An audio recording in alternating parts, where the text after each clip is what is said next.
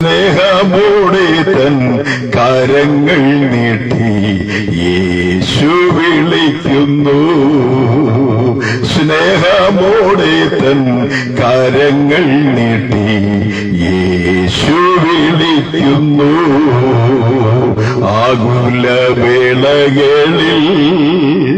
ആശ്വാസം നൽകിയിടുന്ന ആകുലവേളകളിൽ ആശ്വാസം നൽകിയിടുന്ന എന്നറിഞ്ഞു നീയും യേശുവെ നോക്കിയാൽ എണ്ണമില്ല നന്മ നൽകിയിടും താൻ. യേശു വിളിക്കുന്നു, യേശു വിളിക്കുന്നു. സ്നേഹമോടെ തൻ കരങ്ങൾ നീട്ടി യേശു വിളിക്കുന്നു. സ്നേഹമോടെ തൻ കരങ്ങൾ നീട്ടി യേശു വിളിക്കുന്നു. അടുത്ത മകളെയുമായി ഞങ്ങളെ ശ്രദ്ധിക്കുന്ന എല്ലാ മാന്യ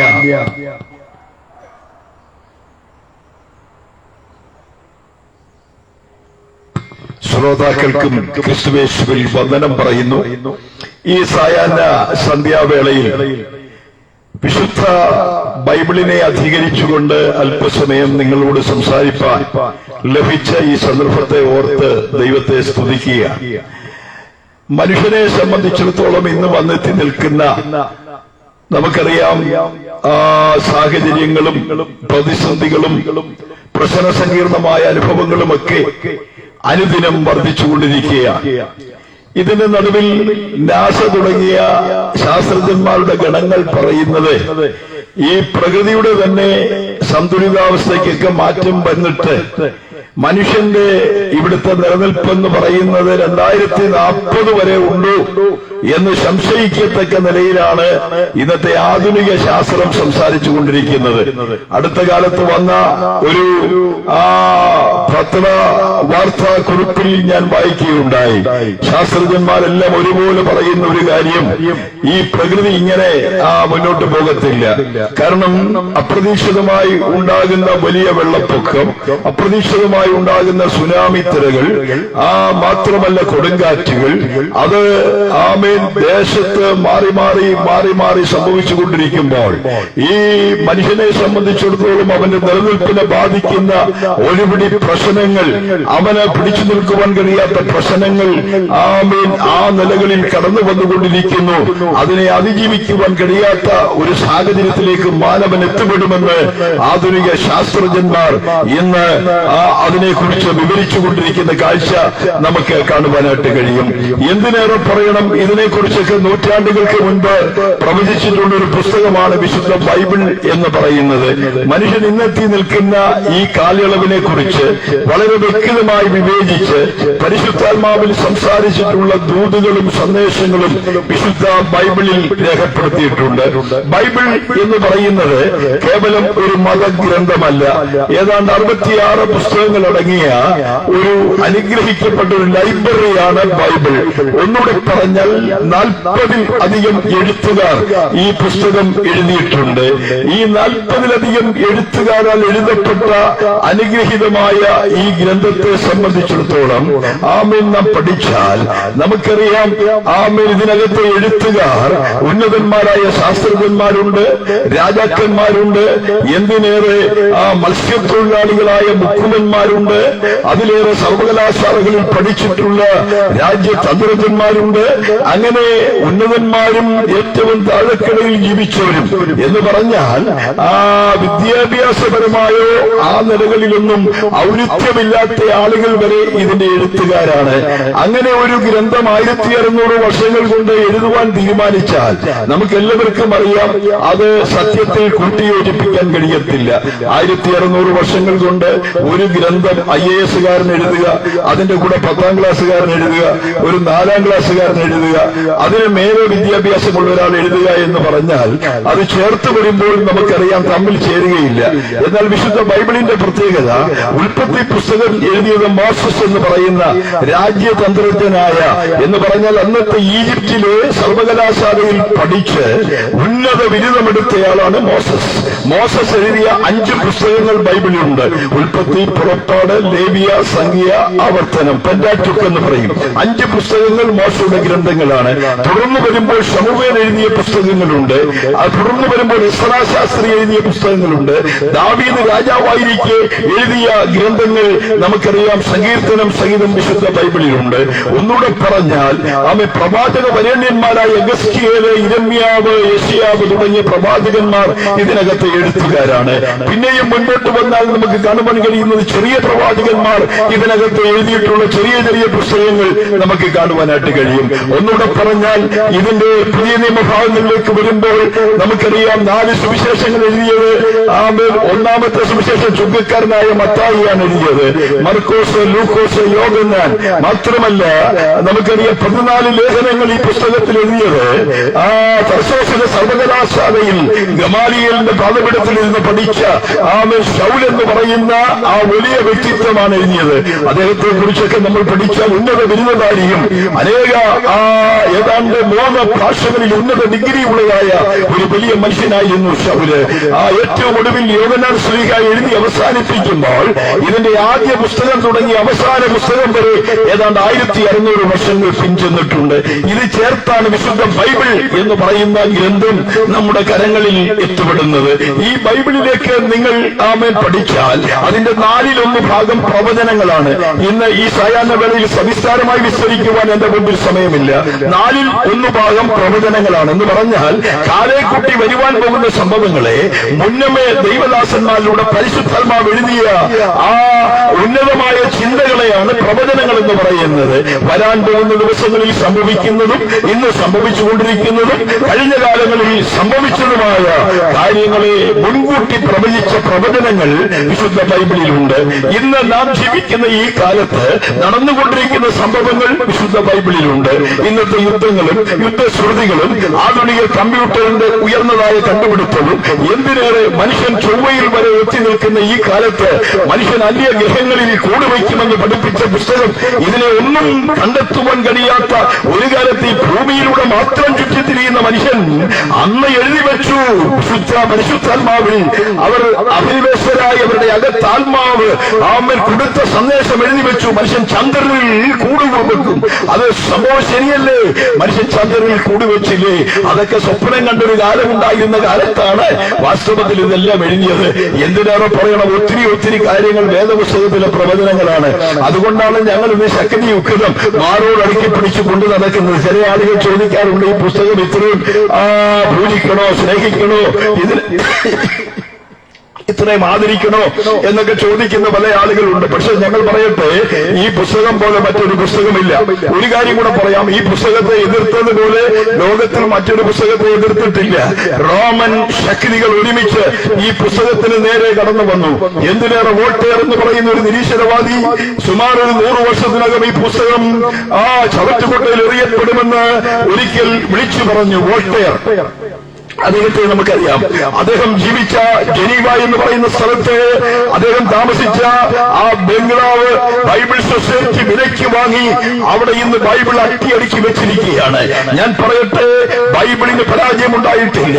എല്ലാ കാലത്തും മതങ്ങൾ ഇതിനെ തള്ളി, രാഷ്ട്രങ്ങൾ ഇതിനെ തള്ളി. ഇത് ആർക്കും ഉപയോഗപ്രദമല്ല എന്ന് ഇന്നും പറയുന്ന ആളുകളുണ്ട്. പക്ഷേ ഞങ്ങൾ പറയട്ടെ, ഈ പുസ്തകം എവിടെയൊക്കെ ചെന്നിട്ടുണ്ടോ അവിടെ എല്ലാം വിടുതൽ നടന്നിട്ടുണ്ട്.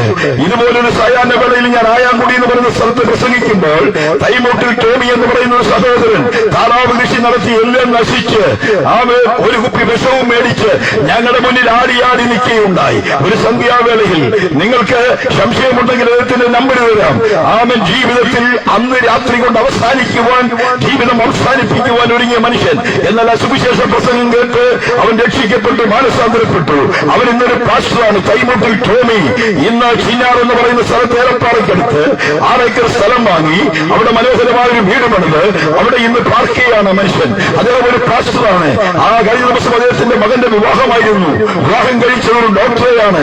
എന്തിനാണിത് പറഞ്ഞത് ചോദിച്ചാൽ, ജീവിതം അവസാനിപ്പിക്കാൻ തുടങ്ങുന്നവർക്ക് പോലും ജീവിതത്തിൽ ഒരു നല്ല ആരംഭം കൊടുക്കുവാൻ വിശുദ്ധ ബൈബിളിൽ കഴിഞ്ഞിട്ടുണ്ട്, സുവിശേഷ പുസ്തകത്തിന് കഴിഞ്ഞിട്ടുണ്ട്. എത്രയോ നശിച്ച കുടുംബങ്ങളെ ഈ ബൈബിൾ രൂപാന്തരപ്പെടുത്തിയിട്ടുണ്ട്. മദ്യത്തിനും മയക്കുമരുന്നിനും കഞ്ചാവിനും മാസ്തര ലഹരികൾക്ക് അടിമയായി ജീവിതം ഹോമിക്കപ്പെട്ട എത്രയോ ചെറുപ്പക്കാർ സുവിശേഷ മുഖാന്തരം മാനസാന്തരപ്പെട്ടിട്ടുണ്ട്. എന്റെ കൂടെ അനവധി ചെറുപ്പക്കാരുണ്ട്. യേശുവിനെ അറിയുന്നവരും യേശുവിനെ പ്രസംഗിക്കുന്നവരും പലരും വന്നു ചേർന്നിട്ടില്ലെന്നുള്ളതേ ഉള്ളൂ. പലയിടങ്ങളിൽ ഞങ്ങൾ പ്രസംഗിക്കാറുണ്ട്.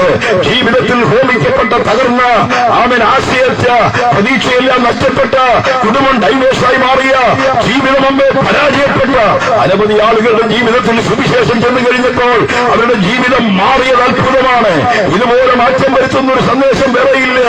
മനുഷ്യരുടെ പച്ചയ്ക്ക് തിന്നുന്ന ആഫ്രിക്കയുടെ മണ്ണിൽ ഈ സുവിശേഷം ചെന്നപ്പോൾ അവിടെ വലിയ രൂപാന്തരമുണ്ടായി. നരഭോജികളായ മനുഷ്യരെ നരസ്നേഹികളാക്കി മാറ്റി ആയിരങ്ങൾ സുവിശേഷത്തിന്റെ സന്ദേശം ഉൾക്കൊണ്ടുകൊണ്ട് യേശുവിനെ ഉൾക്കൊണ്ടുകൊണ്ട് ദൈവത്തെ ആരാധിക്കുന്നവരായി മാറി. മതം മാറുകയല്ല, മനുഷ്യരുടെ ജീവിതത്തിൽ വലിയ മാറ്റമുണ്ടായി. ഞാൻ പറയട്ടെ, സുവിശേഷം എന്ന് പറയുന്നത് മനുഷ്യനെ മാറ്റുന്ന ശക്തിയാണ്. അനവധി പ്രത്യേക ശാസ്ത്രങ്ങൾ ഇവിടെയുണ്ട്, അനവധി മതങ്ങൾ ഇവിടെയുണ്ട്, കർമ്മങ്ങളും കർമ്മകാണ്ഡങ്ങളുമുണ്ട്, ജപങ്ങളും തപങ്ങളും കർമ്മങ്ങളും കർമ്മകാണ്ഡങ്ങളും നമുക്കറിയാം, പെരുന്നാളുകളും ആരാധനകളും എന്ന് വേണ്ടതെല്ലാം മതത്തിന്റെ ബലിപീഠങ്ങളിലും വേദികളിലും കയറിയിറങ്ങി അതിന്റേതായ നിലവാരത്തിൽ നടക്കുമ്പോൾ മനുഷ്യന്റെ അകത്തലങ്ങളിൽ കൂടുകുത്തിയ പാപത്തിന്റെ ഘനീഭവിച്ച ശക്തി, മദ്യത്തിന്റെ ശക്തി, മയക്കുമരുന്നിന്റെ ശക്തി, ദോഷത്തിന്റെ ശക്തി, അതിൽ നിന്ന് അവനെ മോചിപ്പിച്ചെടുക്കുവാൻ കഴിയുന്ന ഒരു വിടുതലിന്റെ മാർഗം എവിടെ എന്ന് ചോദിച്ചാൽ എത്രയോ കുടുംബങ്ങൾ ഞങ്ങളോട് പറയാറുണ്ട്, പാസ്റ്റർ ഞങ്ങളുടെ മകന് വേണ്ടി ഒന്ന് പ്രാർത്ഥിക്കണം. എന്താ കാര്യം? അവനെ കോളേജിലേക്ക് അയച്ചു, നല്ല ലക്ഷ്യത്തോടുകൂടി അയച്ചത്. പക്ഷെ അല്പം ലഹരി കഴിച്ചു, അവസാനം അവൻ ലഹരിക്ക് അടിമയായി, മദ്യപാനത്തിന് അടിമയായി. ഇന്നവനെ പിടിച്ചാൽ കിട്ടത്തില്ല, കയ്യിൽ കിട്ടാത്ത നിലയിൽ അവൻ മാറി. ആ കുടുംബം വേദനിക്കുകയാണ്. ആ വീട്ടിലെ വീട്ടുകാരൻ ഗൾഫിലാണ്. അവിടുന്ന് കിട്ടുന്ന പണം അയച്ചു കൊടുത്ത് ആ മകനെ നല്ലൊരു ഭാവിക്ക് വേണ്ടി, അവന് നല്ലൊരു നിലവാരത്തിലേക്ക് ഉയർത്തുവാൻ വേണ്ടി അവനെ കോളേജിലേക്ക് അയച്ചതാ. പക്ഷെ അവന്റെ ജീവിതം കൂട്ടുകെട്ടുകളിലൂടെ അവൻ പ്രതീക്ഷിക്കാത്ത അനുഭവങ്ങളിലൂടെ സാഹചര്യങ്ങളിലൂടെ കടന്നുപോയിട്ട് അവന്റെ ജീവിതം എന്ത് സംഭവിച്ചു? ആകാത്ത വഴിയിലൂടെ രാഷ്ട്രീയ പ്രത്യേക ശാസ്ത്രങ്ങൾക്ക് അടിമയായി കലാലയങ്ങൾ കൊലാലയങ്ങളായി മാറിക്കൊണ്ടിരിക്കുന്ന കാഴ്ച എവിടെ തിരിഞ്ഞാലും നമുക്ക് കാണുവാനായിട്ട് കഴിയും. എന്നെ കേൾക്കുന്ന മാന്യ പ്രിയപ്പെട്ടവരെ, വളരെ ശക്തമായി ഞങ്ങൾ പറയട്ടെ, മനുഷ്യനെ രൂപപ്പെടുത്തുന്ന ഒരു സത്യമാണ് ദൈവവചനമാകുന്ന സുവിശേഷം. ഏത് ഹൃദയങ്ങളെയും മാനസാന്തരത്തിലേക്ക് നയിക്കുന്ന, പാപികളെ രക്ഷയിലേക്ക് നയിക്കുന്ന ദൈവോന്മുഖമായ ദൈവികമായ സത്യങ്ങൾ, ജീവിതത്തിൽ കടന്നുകൂടിയ പാപത്തിന്റെ ഇരുളിമ നിറഞ്ഞ അനുഭവങ്ങളിൽ നിന്ന് ദൈവോന്മുഖമായിരിക്കുന്ന ദൈവിക സത്യങ്ങളിലേക്ക് ഒരു മനുഷ്യൻ തന്നെ സമർപ്പിക്കുവാൻ താല്പര്യപ്പെടുമ്പോൾ അവന്റെ ജീവിതം ധന്യകരമാക്കി തീർത്തുകൊണ്ട് അവന്റെ കുടുംബത്തിൽ അത്ഭുതം ചെയ്ത് അവനെ അനുഗ്രഹിച്ച് വിടുവിക്കുവാൻ കഴിയുന്ന ഒരു മാർഗമാണ് ഞങ്ങൾ പ്രസംഗിക്കുന്ന നിർമ്മലമായ സുവിശേഷം. പക്ഷേ ഒത്തിരി ആളുകൾ തെറ്റിദ്ധരിച്ചിട്ടുണ്ട്. ഇത് മതം മാത്രമാണെന്ന് പറയുന്നവരുണ്ട്. മതം എന്ന വാക്കിന്റെ അർത്ഥം റിലീജിയൻ അഥവാ അഭിപ്രായം എന്നാണ്. ദൈവത്തെ കുറിച്ചുള്ള അഭിപ്രായമാണ് മതം. അനവധി മതങ്ങൾ ഇവിടെയുണ്ട്. നമുക്കറിയാം, സിഖ് മതം, ഇസ്ലാം മതം, ഹൈന്ദവ മതം തുടങ്ങി എണ്ണപ്പെട്ട നിരവധി മതങ്ങളുണ്ട്. മതങ്ങളെ നമ്മൾ ബഹുമാനിക്കുന്നു. പക്ഷേ അതെല്ലാം മനുഷ്യന്റെ കണ്ടുപിടുത്തമാണ്. ജപങ്ങളും തപങ്ങളും കർമ്മങ്ങളും കർമ്മകാണ്ഡങ്ങളും മനുഷ്യന്റെ കണ്ടുപിടുത്തമാണ്. പക്ഷെ സുവിശേഷം മനുഷ്യന്റെ കണ്ടുപിടുത്തമല്ല. ഇന്നേക്ക് 2000 പരം വർഷങ്ങൾക്ക് മുൻപ് ദൈവം മനുഷ്യനെ തേടിയിറങ്ങി വന്ന കാലിത്തൊഴുത്തിൽ പിറന്ന് കാൽവരി വരെ നടന്നു നീങ്ങി മാനവർഗത്തിന്റെ പാപങ്ങൾക്ക് വേണ്ടി മനുഷ്യരക്കപ്പെട്ട് ഉയർത്തിയെടുത്ത് ജീവിക്കുന്ന യേശു ക്രിസ്തുവാണ് സുവിശേഷം. അത് മതമല്ല.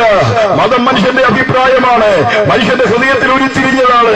അതിനുവേണ്ടി അവനുണ്ടാക്കിയ കർമ്മങ്ങളും കർമ്മകാണ്ഡങ്ങളുമാണ് ഇന്ന് മനുഷ്യൻ ചെയ്തു കൂട്ടുന്നത്. പക്ഷേ സുവിശേഷം അതല്ല. യേശുവിന്റെ മാർഗം ഒരു പള്ളിമതമല്ല. യേശുവിന്റെ മാർഗം കേവലം ചില കർമ്മങ്ങളല്ല. യേശുവിന്റെ മാർഗം ജാതി വർഗ വർണ്ണ വ്യത്യാസം കൂടാതെ എല്ലാ മാനവനും ഒരുപോലെ ജീവിതത്തിൽ രൂപപ്പെട്ടവരായി ദൈവവചനത്തിന്റെ സത്യങ്ങളെ തിരിച്ചറിഞ്ഞ് ആത്മീയ വിടുതൽ പ്രാപിച്ച് ദൈവത്തിന്റെ വചനം ഉൾക്കൊണ്ടുകൊണ്ട് യഥാർത്ഥമായ സത്യത്തിലേക്ക് മടങ്ങി വരണം. അതാണ് ദൈവം മനുഷ്യനെ കുറിച്ച് താല്പര്യപ്പെടുന്നത്. ഈ ശയാന വേളയിൽ ഞങ്ങൾ പറയട്ടെ, ഞങ്ങൾ പ്രസംഗിക്കുന്ന സുവിശേഷം മനുഷ്യനെ രൂപാന്തരപ്പെടുത്തുന്നതാണ്. എന്റെ കൂടെ പഠിച്ച നിർണ്ണങ്കാരനൊരു സോമനുണ്ട്. ഒരു ട്രാൻസ്ഫോമറെ കയറി ജീവിതം ഹോമിക്കുവാൻ തുടങ്ങുമ്പോൾ അവന്റെ ജീവിതത്തിൽ ആമേൻ അപ്പുറത്തെ ഒരു വീട്ടിൽ നിന്നൊരു ശബ്ദം മുടങ്ങിക്കേട്ടു, യേശു നിന്നെ രക്ഷിക്കും. ആ ട്രാൻസ്ഫോമറിലേക്ക് കയറിയ മനുഷ്യൻ അവിടെ ഇറങ്ങി അപ്പുറത്തെ വീടിന്റെ വാതിക്കൽ ചെന്നപ്പോൾ അവിടെ ഒരു സുവിശേഷ യോഗം നടക്കുക. Pastor K C. ജോൺ പ്രസംഗിക്കുക. ആ പ്രസംഗം കേട്ട് അന്ന് രാത്രി മാനസാന്തരപ്പെട്ടു. ഇന്ന് അദ്ദേഹം കേരളത്തിൽ വലിയ പാസ്റ്ററാണ്. സി.ജെ. സോമൻ എന്ന് പറയും. അദ്ദേഹത്തിന്റെ അപ്പൻ കള്ളിഷാപ്പ് നടത്തിക്കൊണ്ടിരുന്ന ആളാണ്. അദ്ദേഹം കള്ളിഷാപ്പ് നടത്തിക്കൊണ്ടിരുന്ന ആളാണ്. എന്നാൽ ജീവിതത്തിലെല്ലാം തകർന്ന് ട്രാൻസ്ഫോമറിൽ ജീവിതം ഭൂമിക്കുവാൻ തുടങ്ങുമ്പോൾ അവൻ യേശുവിന്റെ ശബ്ദം കേട്ട് ദൈവവചനം വിശ്വസിച്ച് മാനസാന്തരപ്പെട്ട് കർത്താവിലേക്ക് വരുവാനിടയായി തീർന്നു. ഈ രാഗീശൻ എന്റെ സ്നേഹിതനാണ്. മൂന്നാർ വെച്ച് ഒരു ആദിവാസിയെ വെടിവെച്ചു കൊന്ന മനുഷ്യൻ ഗീതാകൃഷ്ണൻ ജയിലിൽ കിടന്നു. ജയിലിൽ കിടക്കുമ്പോൾ അവന് മാനസാന്തരമുണ്ടായി. അവന്റെ പാപമേറ്റു പറഞ്ഞു. അവൻ അടുത്ത കൂട്ടുകാർ വല്ലതും പറഞ്ഞു, നമുക്ക് അടുത്ത ഉള്ള സംഘത്തിൽ ചേർന്ന് ചിലതൊക്കെ ചെയ്യണം. എന്നാൽ അവന് മാനസാന്തരമുണ്ടായി. അവന്റെ അകത്ത് യേശുവിനെ കുറിച്ചുള്ള തിരിച്ചറിവ് അവനെ രൂപാന്തരപ്പെടുത്തി. കഴിഞ്ഞ നാളുകളിൽ ഞങ്ങൾ ഒരുമിച്ച് അനവധി ഇടങ്ങളിൽ പോയി പ്രസംഗിച്ചിട്ടുണ്ട്. ഗീതാകൃഷ്ണൻ ഇന്ന് ഒരു പാസ്റ്ററാണ്. ഒരു വ്യക്തിയെ കൊന്ന മനുഷ്യൻ അവന്റെ ജീവിതത്തിൽ തകർന്ന അനുഭവത്തിൽ അവന്റെ പാപം മോചിക്കുവാൻ മതങ്ങൾക്കോ കർമ്മങ്ങൾക്കോ ആചാരങ്ങൾക്കോ കഴിയാതെ വന്നപ്പോൾ ഒരു സുവിശേഷത്തിന്റെ പ്രതി കയ്യിൽ ലഭിച്ചത് എടുത്തു വെച്ച് വായിച്ച് യേശുവിന്റെ രക്തം സകല പാപവും നോക്കി നമ്മെ ശുദ്ധീകരിക്കുന്നുള്ള വചനപ്രകാരം ഗീതാകൃഷ്ണൻ ദൈവവൈതലായി മാറി. ഇന്ന് അദ്ദേഹം ഒരു പാസ്റ്ററാണ്. ഞാൻ എന്തിനായി പറഞ്ഞത് ചോദിച്ചാൽ, നമുക്കറിയാം മദ്രാസിലെ മകൻ എന്നറിയപ്പെടുന്ന നാം എല്ലാം അറിയപ്പെടുന്ന സിനിമാ പോലും ഇറങ്ങിയ നമ്മുടെ കോട്ടയംകാരനായ ഒരു മനുഷ്യൻ നിങ്ങൾക്കറിയാവുന്നയാളാണ്. അദ്ദേഹത്തെ രൂപാന്തരപ്പെടുത്തുന്ന സുവിശേഷമാണ്. അങ്ങനെ എണ്ണി എണ്ണി പറഞ്ഞാൽ ജീവിതത്തിൽ അകപ്പതിച്ച തകർന്ന കൊലപാതകം ചെയ്ത അക്രമം ചെയ്ത ഇനി മുന്നേറത്തില്ലെന്ന് പറഞ്ഞ ആത്മഹത്യക്ക് വേണ്ടി ഒരുങ്ങിയ ജീവിതത്തിലെല്ലാം നഷ്ടപ്പെട്ട ഇനി എനിക്ക് ജീവിതമില്ലെന്ന് പറഞ്ഞ അനവധി പേരെ ജീവിതത്തിലേക്ക് മടക്കി വരുത്തിയ ഒരു പ്രത്യേക ശാസ്ത്രമുണ്ടെങ്കിൽ അത് ഞങ്ങൾ പ്രസംഗിക്കുന്ന നിർമ്മലമായ സുവിശേഷമാണ്. അത് മതമല്ലെന്ന് ഞങ്ങൾ വ്യക്തമായി വിളിച്ചു പറയുകയാണ്. ഇവിടെ നിരവധി മതങ്ങളുണ്ട്. മതകർത്താക്കളെ ഞങ്ങൾ ബഹുമാനിക്കുന്നു. എന്നാൽ ഞങ്ങൾ പറയട്ടെ, യേശുവിനൊരു മതമില്ല. യേശുവിനുള്ളതൊരു മാർഗമാണ്, ഒരു വേയാണ്, ഒരു വഴിയാണ്. മാനവജാതിയെ വീണ്ടെടുക്കുവാൻ ദൈവത്താൽ ഒരുക്കപ്പെട്ട ഒരു വഴിയാണ് കർത്താവായ യേശു ക്രിസ്തുവിന്റെ വഴി എന്നുള്ളത്. അതുകൊണ്ട് തന്നെ സുവിശേഷത്തിന്റെ സന്ദേശം ഈ ദൈവത്തിന്റെ മാറ്റമില്ലാത്ത വചനം കേൾക്കുന്ന ഏതൊരുവരോടും ഞങ്ങൾ വിളിച്ചു പറയട്ടെ, ഈ സന്ദേശം മനുഷ്യനെ മാറ്റിമറിക്കുന്ന ദൈവത്തിന്റെ മാറ്റമില്ലാത്ത വചനമാകിയാൽ ഒരൽപ്പ മിനിറ്റുകൾ ഈ സന്ദേശം ശ്രദ്ധിക്കുന്നത് നിങ്ങൾക്ക് അനുഗ്രഹമാണ്. വിശുദ്ധ ബൈബിളിൽ സുവിശേഷത്തെ കുറിച്ച് ഇങ്ങനെ പറയുന്നു, അധ്വാനിക്കുന്നവരും ഭാരം ചുമക്കുന്ന ഏവരുമേ എന്റെ അടുക്കൽ വരുവിൻ, ഞാൻ നിങ്ങളെ ആശ്വസിപ്പിക്കാം. കർത്താവായ യേശു ക്രിസ്തു ലോകത്തോട് വിളംബരം ചെയ്തൊരു സന്ദേശമാണ് ഞാൻ ഇവിടെ പ്രസ്താവിച്ചത്. അധ്വാനിക്കുന്നവരെ, പാപഭാരം ചുമക്കുന്നവരെ എന്റെ അടുക്കൽ വരുവിൻ, ഞാൻ നിങ്ങളെ ആശ്വസിപ്പിക്കാം. ഒട്ടനവധി മത നേതാക്കന്മാരും ഗുരുക്കന്മാരും ആചാര്യന്മാരും പിറന്നു വീണ മണ്ണിലാണ് നാം നിൽക്കുന്നത്. അനേകർ പറഞ്ഞു, നിങ്ങൾ ഇന്നത് ചെയ്യ്, ഇന്നത് കൊടുക്ക്, ഇന്നടത്ത് പോട്, തീർത്ഥാടനങ്ങൾ നടത്ത്, കർമ്മങ്ങളും കർമ്മകാണ്ഡങ്ങളും നടത്ത്. എന്നാൽ യേശു പറഞ്ഞത് എങ്ങനെയാണെന്നറിയാമോ? ഞാനാണ് വഴി, ഞാനാണ് സത്യം, ഞാനാണ് ആശ്വാസം, ഞാനാണെന്ന് പറഞ്ഞ കർത്താവായ യേശു പറയുകയാണ്, എന്റെ അടുക്കൽ വരുവീൻ, ഞാൻ നിങ്ങൾക്ക് ആശ്വാസം തരാം. അങ്ങനെ ലോകചരിത്രത്തിൽ പറഞ്ഞ മറ്റൊരാളില്ല, ഒരൊറ്റയാൾ പോലുമില്ല. പലരും പല കാര്യങ്ങളും നന്മയായിട്ട് പറഞ്ഞിട്ടുണ്ട്, പല മതകർത്താക്കളും നല്ല നല്ല കാര്യങ്ങൾ പറഞ്ഞിട്ടുണ്ട്. ആമേൻ. എന്നാൽ യേശു പറഞ്ഞത്, ഞാനാണ് ആശ്വാസം കൊടുക്കുന്നത്. പാപത്തിന്റെ ഭാരം ചുമക്കുന്ന, പാപത്തിന്റെ ഭാരവും പേറിക്കൊണ്ട് ജീവിതത്തിൽ സ്വസ്ഥതയില്ലാതെ നിരാശയോടുകൂടെ കഴിയുന്ന മനുഷ്യ, ആമേൻ, ഈ സന്ധ്യാവേളയിൽ പരിശുദ്ധാത്മാവ് നിന്നെ നോക്കി പറയുന്നു, നീ യേശുവിന്റെ ചാരത്ത് വന്നാൽ നിന്റെ ഹൃദയത്തിൽ യഥാർത്ഥമായ ഒരു വിടുതൽ വെളിപ്പെടുവാനിടയായിത്തീരും. യേശു നിന്നെ സ്നേഹത്തോടെ മാടി വിളിക്കുക കേട്ടോ. ഇന്നും പാപത്തിന്റെ ഭാണ്ഡക്കെട്ടുമായി പരദേശി മോക്ഷയാത്ര എന്ന് പറഞ്ഞൊരു പുസ്തകമുണ്ട്. ബൈബിൾ കഴിഞ്ഞാൽ ഏറ്റവും അധികം വിൽക്കപ്പെട്ട പുസ്തകം അതാണ്. ആ പുസ്തകത്തിനകത്ത് ഒരു മനുഷ്യൻ പാപത്തിന്റെ ഭാണ്ഡക്കെട്ടുമായി യാത്ര ചെയ്യുന്ന കാഴ്ച നമുക്ക് കാണുവാനായിട്ട് കഴിയും. ആ പുസ്തകം വായിച്ചിട്ടുള്ളവർക്കറിയാം, ജീവിതത്തിൽ വലിയൊരു ഭാരത്തിന്റെ ഭാണ്ഡക്കെട്ടുമായി ആരൊന്ന് മാറ്റിത്തരുമെന്ന് പറഞ്ഞ് ആ മനുഷ്യൻ ഇങ്ങനെ യാത്ര ചെയ്യുകയാണ്. ഇങ്ങനെ യാത്ര ചെയ്ത് ഏറ്റവും ഒടുവിൽ പല കാര്യങ്ങളും ഇതിന്റെ പുറകിലുണ്ടെങ്കിലും ഒടുവിൽ അവൻ കുരിശിന്റെ ചുവട്ടിൽ വന്നു. ക്രൂശിക്കപ്പെട്ട യേശുവിന്റെ അടുക്കൽ വന്നപ്പോൾ അവന്റെ പാപത്തിന്റെ ഭാണ്ഡക്കെട്ട് താനേ ഉരുണ്ടുമാറി. അവന്റെ ജീവിതത്തിൽ അവിടെ വെച്ചാണ് യഥാർത്ഥമായ സമാധാനവും സ്വസ്ഥതയും അവൻ അനുഭവിക്കുവാനിടയായത്. പരദേശി മോക്ഷയാത്രയിൽ പാപത്തിന്റെ ഭാണ്ഡക്കെട്ടുമായി സ്വസ്ഥതയില്ലാതെ നീറിപ്പുകയുന്ന ഹൃദയവുമായി ഒരു മനുഷ്യൻ സഞ്ചരിക്കുന്നത് പോലെ ഇന്ന് ഈ സായാഹ്ന വേളയിൽ എന്നെ ശ്രദ്ധിക്കുന്ന പ്രിയപ്പെട്ടവരെ, പാപത്തിന്റെയും ശാപത്തിന്റെയും വേദനയുടെയും നിരാശയുടെയും ഭാണ്ഡക്കെട്ടുകളും പേറിക്കൊണ്ട് ജീവിതത്തിൽ എന്നെ ആര് വിടുവിക്കും, എനിക്കാര് സമാധാനം തരും, എന്റെ ഈ പ്രതിസന്ധിയിൽ നിന്ന് ആരെന്നെ കയറേറ്റും, നഷ്ടങ്ങളും കഷ്ടങ്ങളും വേദനകളുമായി രോഗവുമായി മല്ലടിക്കുന്ന ആരെങ്കിലും എന്നെ ശ്രദ്ധിക്കുന്നുണ്ടോ? ഞാൻ 3 പ്രാവശ്യം മരിച്ചൊരു വ്യക്തിയാണ്. ഇന്ന് ജീവനോടെ ഇരുന്ന് ഈ സുവിശേഷം പ്രസംഗിക്കാൻ കാരണം യേശു മുഖാന്തരമുള്ള സൗഖ്യം ഞാൻ അനുഭവിക്കുന്നത് കൊണ്ടാണ്. ഇത് തമാശ പറയുകയല്ല. ഞാൻ താമസിക്കുന്ന ചിങ്ങവനത്താണ്. അവൻ അനവധി ഇടങ്ങളിൽ കേരളത്തിന് പുറത്ത് തമിഴ്നാട്ടിൽ കർണാടകത്തിൽ പലയിടങ്ങളിൽ ഞങ്ങൾ പോയി പ്രസംഗിക്കാറുണ്ട്. സുവിശേഷമായി യേശുവിന്റെ സാക്ഷികളായി ഞങ്ങൾ തീരുന്നതിന്റെ കാരണം ഇത് പ്രസംഗിക്കണമെന്നൊന്നും ആഗ്രഹിച്ചില്ല. ഞാൻ ജനിച്ചു പെടുന്നത് പീരുമേട്ടിലൊരു എസ്റ്റേറ്റിലാണ്. അവിടെ ഒരു പന്ത് കളിക്കാരനായി ഞാൻ തീർന്നവനാണ്. അമ്പലത്തിൽ പാട്ടുപാടി അങ്ങനെ പന്തുകളിലും അമ്പലത്തിലും ആ ശ്ലീലമായ രംഗങ്ങളിലും ദോഷകരമായ ഭാവങ്ങളിലുമൊക്കെ അതിന്റേതായ ആദ്യ അനുഭവങ്ങളിലൊക്കെ അതിന്റെ ചുവയൊക്കെ അനുഭവിച്ച് മുന്നോട്ട് പോയ ഒരു ചെറുപ്പക്കാരൻ. എന്നാൽ യേശു ക്രിസ്തുവിലേക്ക് എന്റെ ജീവിതത്തെ മാറ്റിമറിച്ചത് പ്രാർത്ഥിക്കുന്ന ഒരു അമ്മച്ചി എനിക്കുണ്ട്. പ്രാർത്ഥനയുടെ ശക്തിയാൽ ജീവിതത്തെ ദൈവം രൂപാന്തരപ്പെടുത്തി. പ്രാർത്ഥനയുടെ ശക്തിയാൽ കുടുംബത്തെ ദൈവം രൂപാന്തരപ്പെടുത്തി. പ്രാർത്ഥനയുടെ ശക്തിയാൽ എന്റെ ജീവിതത്തെ ദൈവം മാറ്റി. തകർന്ന ജീവിതത്തിൽ നിന്ന് വ്യക്തമായിരിക്കുന്ന ഒരു മാനസാന്തരത്തിലേക്ക് ദൈവം എന്നെ കൊണ്ടുവരുവാനിടയായി. അന്നും സുവിശേഷം പ്രസംഗിക്കണമെന്ന് ആഗ്രഹമില്ലായിരുന്നു. എന്നാൽ ഈ സത്യം പ്രസംഗിക്കുവാനിടയായി തീർന്നതിന്റെ പിന്നിൽ പറയട്ടെ, ജീവിതത്തെ രൂപാന്തരപ്പെടുത്തുന്ന ഒരു കർത്താവ്